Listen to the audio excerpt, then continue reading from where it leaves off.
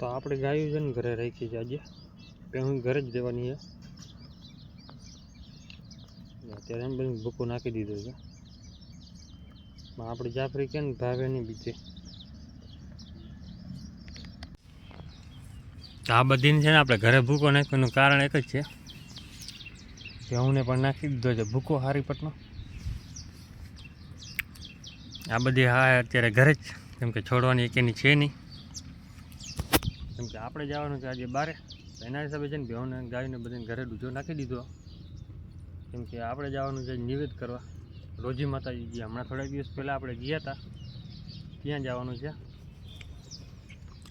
આપણા જેટલા ઢોર છે ને ટોટલ ઢોરનું નારિયેલ વધારવા જવાના છે જોકે હવે ને એટલા નારિયેલ નથી વધારતા એના પૈસા લઈને મંદિરમાં આપી દઈએ છીએ જેટલા થાય નારિયેલના પૈસા એ પૈસા બધા મંદિરમાં આપી દઈએ તો મંદિરમાં ઉપયોગી આવી જાય એના હિસાબે છે ને આપણે બધી ભેહુંના દરેક ભેહું દીઠ નાના પાડા છે ને એ નહીં લેખવાનો એક મોટો પાડો એક લેખવાનો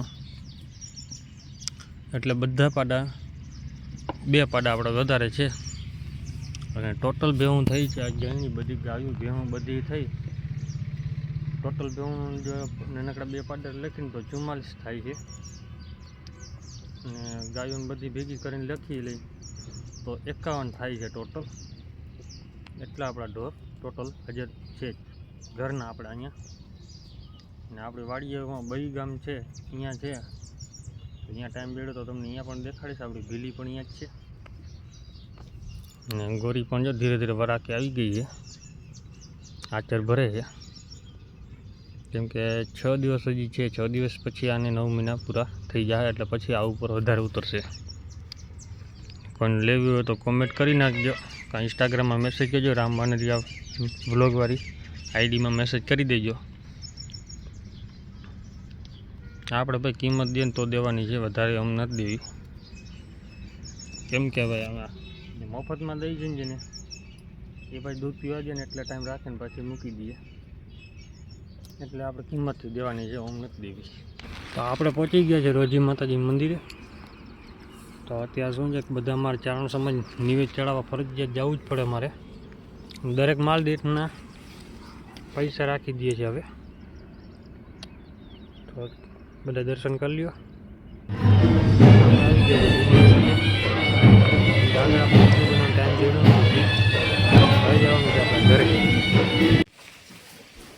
આપણી બિલી બાંધી છે આખડેલી પણ આપણા ઘરે હતી પહેલાં પછી અહીંયા મોકલી દીધી અહીંયાની જ છે ને આપણી બિલી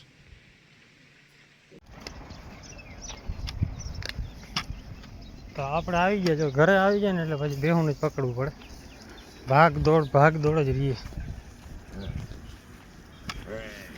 કાંઈ નથી હો ભાઈ બંધ નામ જોઈ ગયો છે એને એમ કે બેન લઈને આવ્યા કોઈ હા બેહવાનો અહીંયા કેમ કે અહીંયા જો રસ્તો આ બધો બંધ કરી દીધો પણ અહીંયા જઈને ફરી રસ્તો કરી નાખ્યો કે આ બધી આમથી ભાગી જાય આ રસ્તો આપણે બંધ થાય નહીં કેમ કે બકરાવાળા ભાઈ નીકળતા હોય ને એના હિસાબે એને રહેવા દીધો ખુલ્લો તો અત્યારે બધી જો ગાયો ઊભી હું અહીંયા જ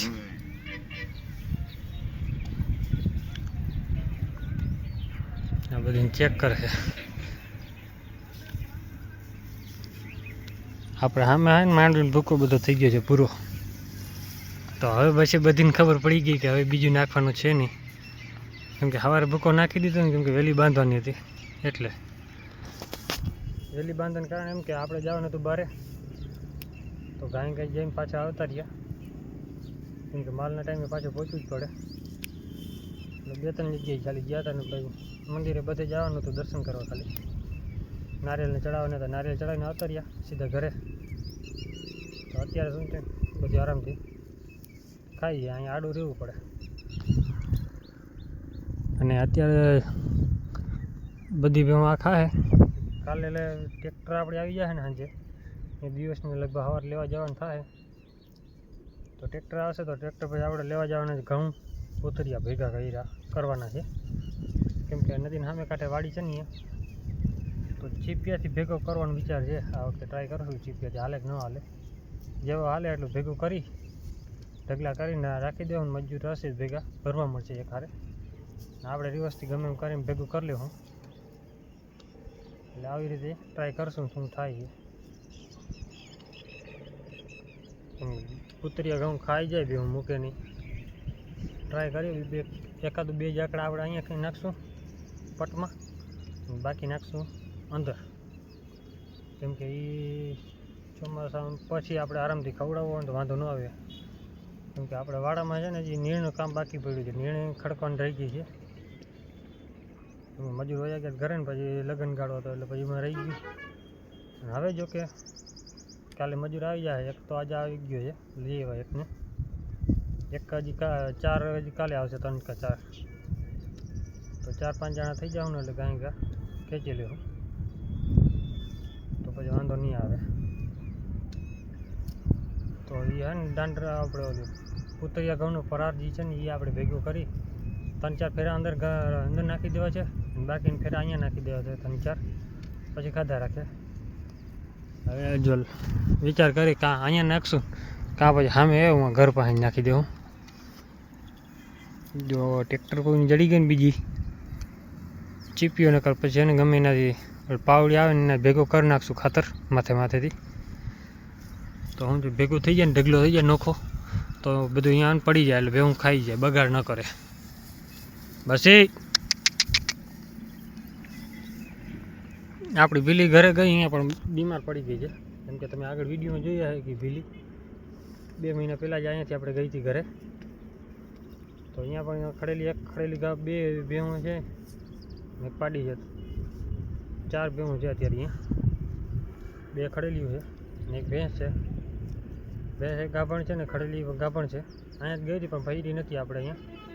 એના પૈકી જે બીજી હતી ને તો ઓલી બસ ચાલે ઊભી એક ખડેલી 2 ભેગા હતા.